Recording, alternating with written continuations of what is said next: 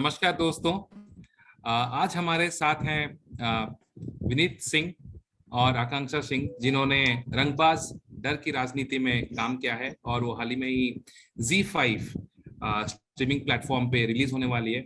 मैं हूं film critic Awan from cine blues, और मैं इन दोनों का स्वागत करता हूं। बहुत बहुत स्वागत है विनीत जी और आकांक्षा जी। बहुत बहुत धन्यवाद। So much.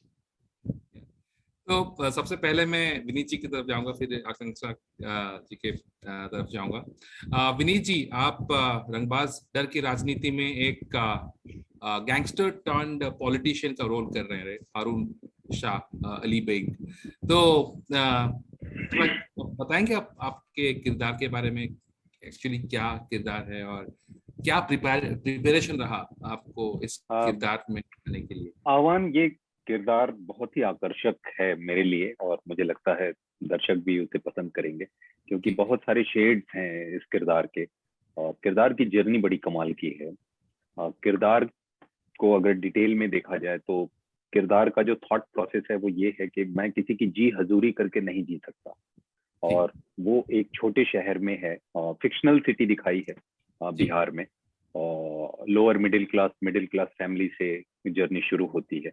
और इस थॉट के साथ वो सोसाइटी में आगे बढ़ता है तो उसके क्लैशेस होते हैं, और जब वो क्लैशेस होते हैं तो वो स्टैंड लेता है, और फिर वो अपराध की दुनिया में उसकी एंट्री होती है, और वो सीढ़ियां चढ़ता जाता है और बहुत पावरफुल होता चला जाता है। और वो रुकता नहीं है, वो पॉलिटिकल वर्ल्ड में इंटर करता है, और पॉलिटिक्स में भी वो पोजीशन अचीव करता है जहां वो सरकार बना ले और सरकार गिरा दे। इतना पावरफुल है वो। और किरदार की जो व्यक्तिगत चीजें हैं, अगर उसकी बात करूं तो किरदार को लिटरेचर पढ़ना पसंद है। ये कमाल का गैंगस्टर है, और किरदार को लिटरेचर के अलावा म्यूजिक अच्छा लगता है, पुराने गाने एकांत में अकेले बैठ के सुनता है, तो उसका कनेक्ट इस तरह की चीजों से है। आप शायरी भी करते हैं, उससे देखा हाँ, मैंने ट्रेलर। हाँ, वो बातों में उसकी कहीं ना कहीं हाँ वो लहजा है साहिब का, बिकॉज वो किताबें ऐसी पढ़ता है, लिटरेचर नॉवेल्स पढ़ता है, और मोहब्बत करने वाला दिल है साहिब का, बिकॉज हारून शाह अली बेग को लोग प्यार से साहिब बुलाते हैं। तो दिल में जो है मोहब्बत अलग, बहुत ही पाकीज़ा मोहब्बत है साहिब की। जो सना का जो आकांक्षा का किरदार है, सना नाम है, तो घनघोर वाली मोहब्बत है साहिब को। महिलाओं की बहुत इज्जत करता है ये किरदार, मतलब बर्फ क्या पिघलेगी जितना साहिब पिघल जाता है महिलाओं के सामने। तो इतना सॉफ्ट है वहां पे, कुछ मौकों को छोड़ दिया जाए तो परिवार से बहुत अटैच्ड है अपने। अब ये अलग चीज है कि फैमिली में कितनी एक्सेप्टेंस है काम को लेके या नहीं, वो देखने को मिलेगा। प्लस ऑन स्क्रीन मुझे कुछ 30 साल की जर्नी प्ले करनी थी, तो मेरे लिए ये एक बहुत इंटरेस्टिंग चीज थी कि किरदार के इतने शेड्स हैं और इतनी लंबी जर्नी है, तो उसमें शेड्स और ऐड होते हैं। बिकॉज आप जब 20s में होते हैं तो आपकी एनर्जी अलग होती है, आपकी बॉडी लैंग्वेज अलग होती है, आप दिखते अलग हैं, आप अलग तरह से किसी चीज पे रिस्पॉन्ड करते हैं या रिएक्ट करते हैं। जैसे जैसे आप मैच्योर होते जाते हैं तो आपके थॉट प्रोसेस आपका बदलता है, एक ठहराव आता है, और फिजिकलिटी आपकी चेंज होती है। तो आपका चलना उठना बैठना बातचीत करने का जो रिदम है सब कुछ बदलती है। तो लेट 30s और 40s के लिए 10 kg वेट गेन किया था मैंने, ताकि वो फर्क नजर आए। और जब ये 20s में है तो इसका जिस तरह से ये चलता है, जिस तरह जो रिदम में ये बात करता है, वो फर्क आपको दिखेगा जैसे जैसे मैच्योर हो। तो ये सारी चीजें हैं जो हारून शाह अली बेग को बहुत आकर्षक बनाती है। जी, हम सना की तरफ जाएंगे। सना जी, आपका किस तरह का एक्सपीरियंस रहा सना का कैरेक्टर? आकांक्षा जी बताइए। बहुत ही अच्छा एक्सपीरियंस रहा है। मेरे किरदार का नाम सना है। ये पढ़ी लिखी लड़की है। इनके फादर जो है वो लॉयर हैं। जब आप कहते हैं कि इनके फादर लॉयर है और उनको प्यार होता है किसी गैंगस्टर से जो कि पॉलिटिशियन भी है, तो आप सोच सकते हैं कि अपने आप में कितनी रेबल होगी ये। और जितना प्यार साहिब इनसे करते हैं उतना ही प्यार ये भी उनसे करती हैं। डरती नहीं है किसी से, और साहिब से तो बिल्कुल नहीं डरती। और शायद इसी वजह से साहिब इतना प्यार में पड़े, या जो आप देखेंगे शो में। साहिब से दुनिया डरती है, पर ये साहिब से नहीं डरती हैं। जो सही है जो गलत है वो ये उनको बोल सकती है। साहिब का आईना कह सकते हैं आप इन्हें। साहिब के यहाँ पर अंदर कुछ भी चल रहा होगा पर वो दुनिया को नहीं दिखाते, पर ये है जो समझ लेती है कि अब ये क्या करने वाला है, इतना जानती है उनको अच्छे से। और इस माहौल में जब ये रहती है तब इसको अपने परिवार को कैसे संभाल कर रखना है, क्योंकि जो काम है वो आसान काम नहीं है जो साहिब करते हैं। और इसकी साइकी जो है इस कैरेक्टर की, ये समझने में मुझे थोड़ा वक्त लगा, क्योंकि आप एक तरफ देखते हैं कि एक इतना प्यार करती है साहिब से और सच बोलती है, सच का साथ देती है, तो थोड़ा सा कॉम्प्लेक्स कैरेक्टर है इमोशनली ये। तो वो था 3 एज ग्रुप निभाने का मौका मिला है। जैसा कि कहा है कि हर उम्र का अपना एक ठहराव होता है, एक सलीका होता है, एक तरीका होता है बात करने का। बड़ा मजा आया है ये कैरेक्टर करने में। अपने आप में इसकी एक आइडेंटिटी है और अपने आप में बहुत स्ट्रॉन्ग कैरेक्टर है। मैंने आपका वो सीरियल भी देखा था, ना तुम ना बोले तुम ना मैंने कुछ कहा जी। हाँ, उसमें आप एक विडो का रोल प्ले कर रही थी, तो जी। And you are very vulnerable, timid, very docile, लेकिन I think as per your description आपने जो बोला इसमें थोड़ा सा अलग टाइप का किरदार है। जी जी। तो उसके लिए आपने बहुत अलग तरीके से प्रिपरेशन किया है। और विनीत सर का कैसा रहा support, because you are playing his wife? देखिए बहुत अलग, सिर्फ ना बोले तुम तो मेरी शुरुआत थी, बट उसके बाद मैंने जितने भी कैरेक्टर्स किए हैं सब अपने आप में अलग हैं। कोई भी एक दूसरे से मिलता जुलता नहीं है। और मैं खुशकिस्मत हूँ एज एन एक्टर कि मुझे वो अपॉर्चुनिटीज दी गई हैं और वो मैं प्ले कर पाई। क्योंकि एक्टर का काम ही ये होता है, और उनको अगर वो मौका मिले तो अलग अलग तरह के किरदार करना ही एक एक्टर की इच्छा होती है, जो कि मेरी पूरी हो रही है और मैं उम्मीद करती हूँ कि पूरी होती रहे। बड़ा अलग तरह का किरदार है जो अब तक मैंने नहीं किया है ऑफ कोर्स। एंड जहां तक मैं विनीत जी की बात करूं तो बहुत ज्यादा as an actor also, off screen on screen दोनों तरफ से बहुत सपोर्ट रहा है। क्योंकि अगर आप एक किरदार की बात करें, अगर वो अपना किरदार उतनी अच्छे से नहीं निभाते तो शायद सना नहीं बन पाती। हमेशा ये एक एक्टर का गिव एंड टेक होता है। अगर मैं अच्छा रिएक्शन नहीं दूंगी, अगर मैं अच्छा अपना काम नहीं करूंगी, तो आई थिंक वो उनके क्राफ्ट को भी अफेक्ट करेगा। तो एक तालमेल होता है। पहले दिन से जब मैं उनसे मिली हूँ तो मुझे लगा नहीं कहीं भी कि हम पहली बार मिल रहे हैं। बहुत ही अच्छा माहौल था पूरी टीम के साथ। एक फैमिली की तरह काम किया, एक टीम की तरह काम किया। और आप जब एक शो को या अपने काम को एक टीम की तरह करने की कोशिश करते हैं तो वो हमेशा अच्छा निकल के आता है। ना कि सिर्फ आप ये सोचे कि मुझे मेरा काम अच्छा करना है, बस ऐसा नहीं होता है। एक सिनर्जी डेवलप होता है, इट्स एनर्जी, या of course. And I feel कि अगर आपके को एक्टर अच्छे हैं और वो केमिस्ट्री आप ऑफ स्क्रीन भी बरकरार रखते हैं, वो अच्छा दोस्ती, वो अच्छा माहौल अगर आपके आसपास है, तो कैरेक्टर भी उतना ही अच्छा बन के आता है। तो I have been very fortunate and very lucky कि मुझे विनीत जी के संग काम करने का मौका मिला। Fantastic, fantastic. विनीत जी, मैंने इसका ट्रेलर भी देखा है and it really looks explosive. बहुत ही धांसू डायलॉग्स हैं जो बोलते हैं, और बहुत अच्छे अच्छे एक्टर्स भी हैं रंगबाज में, जैसे गीतांजलि जी हैं, राजेश जी हैं। आपने तो राजेश जी के साथ पहले भी काम कर चुके हैं बिल्कुल मुक्काबाज में। एंड प्रशांत नारायण भी हैं। वेरी फाइन एंसेम्बल मैंने देखा। बहुत, हाँ बिल्कुल बिल्कुल, विजय सारे मौर्य जी, एक्टर्स बहुत अच्छे हैं। बिल्कुल, विजय मौर्य जी जो बोलते हैं कि ये मछली नहीं मगरमच्छ है, तो आपके कैरेक्टर को दर्शाते हुए। तो आपको इन इतने सारे टैलेंटेड लोगों के बीच में कहीं कुछ ऐसा इनसिक्योरिटी लगता है, और you develop a kind of confidence while acting? किस तरह का रवैया है? How do approach your? Insecurity तो कभी फील नहीं होती। इनफैक्ट आप ज्यादा सॉर्टेड रहते हो। अच्छा।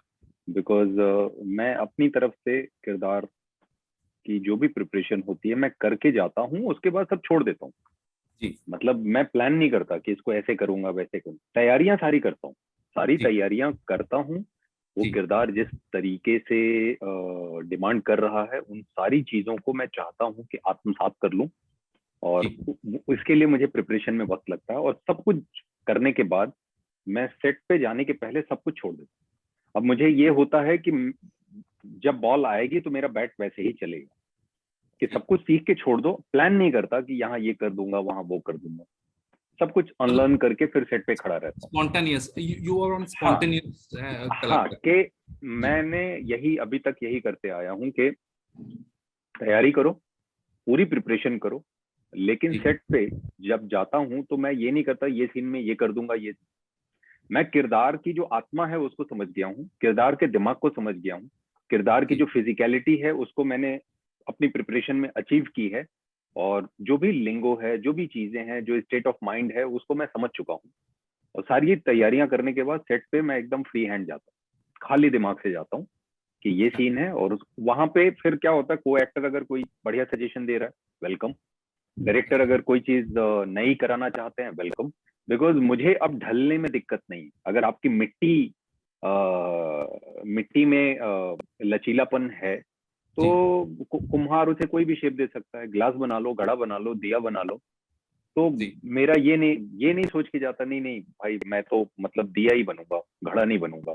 मैं छोड़ देता हूँ, मतलब आपको जो ठीक लगे आप बताओ, मैं तैयार हूँ, जो बनाओगे मैं करने को तैयार हूँ। तो ये इनसिक्योर नहीं फील करता। इनफैक्ट गैंग्स ऑफ वासेपुर जब मेरी फिल्म थी तो उसमें सारे के सारे एनएसडी के एक्टर्स थे। बड़े तोप थे मेरा उसमें। हाँ, मेरा फर्स्ट डे का सीक्वेंस था वो पेट्रोल पंप का, जहाँ पे मनोज भाई का जो किरदार है, मनोज वाजपेयी भाई का, वो उनको गोली मारी गई है और वहां पे है, और मैं जीप चला के आता हूँ। That was my first day. और मेरे बगल में पीयूष मिश्रा बैठे हैं और पीछे नवाज भाई बैठे हैं, जमील अहमद बैठे हैं। तो that was my first day, first shot, और वन टेक ओके था। दानिश, आपने दानिश का किरदार किया तो वन टेक ओके था, वो सीन मेरा था। तो इनसिक्योर अगर मैं फील करता तो ना हो पाता। एक खुशी मिलती है और एक हल्की सी एंग्जाइटी होती है। वो एंग्जाइटी आपको कहीं ना कहीं डोज पे रखती है। आप हमेशा, ये नहीं होता कि नहीं, ओवर कॉन्फिडेंस वाले स्पेस में आप नहीं जाते। तो मैं चाहता हूं कि वो हल्की सी एंग्जाइटी रहे, और जब शॉट शुरू होने के पहले तक वो डिसअपियर हो जाती है। अच्छा, आपने फिजिकलिटी के बारे में एक चीज बोला, और मुक्काबाज जैसे फिल्म में आपने I think you beefed up quite well and पूरा बॉडी बनाया। इसमें भी आपने काफी वेट गेन किया है I believe to portray the second half of the character's age. तो व्हेन यू डू दैट, आप किसी डाइटिशियन को ऐसे फॉलो करते हैं अंडर द रिजीम, बिकॉज बहुत इंपॉर्टेंट होता है, या you do it on your own? क्योंकि वेट अवन मैं खुद डॉक्टर हूँ, और बेसिक चीजें मुझे पता हैं, और मैं प्लेयर रहा हूँ पहले, तो मुझे अपनी स्ट्रेंथ और अपनी वीकनेसेस फिजिकली पता है। और मेरी एक हैबिट है, मैं गिव अप नहीं करता, मैं जल्दी हाँ नहीं करता किसी को, लेकिन हाँ कर दिया तो फिर हाथ नहीं छोड़ता। तो वो एक स्वभाव है। तो एक बार कमिट कर लेता हूँ खुद को कि अब इस किरदार की प्रैक्टिस मुझे करनी है, तो मुझे इससे फर्क नहीं पड़ता कि दुनिया कहाँ जा रही है, मैं 24 घंटे उसको जीता हूँ। फिर मैं क्या फायदा हो रहा है, क्या नुकसान हो रहा है, उसमें नहीं पड़ता। फिजिकलिटी के लिए मोस्टली, क्योंकि मैं कई बार कर चुका हूँ। गैंग्स ऑफ वासेपुर में मैंने 17 kg लूज किया था। ओह बाप रे। हाँ, तो आप गैंग्स ऑफ वासेपुर में अगर देखेंगे तो ऐसा नहीं था कि मैं उस समय ऐसे ही हुआ करता था, बिल्कुल। अच्छा। बिकॉज उसके पहले मैं डायरेक्शन में था, तो खा पी के वो होता है ना माँ का बच्चा, वैसा हो गया था, है ना। लेकिन अनुराग सर ने गाना सुनाया, तार बिजली से पतले हमारे पिया, और बोले बेटा जाके अभी बिजली का तार हो जाओ।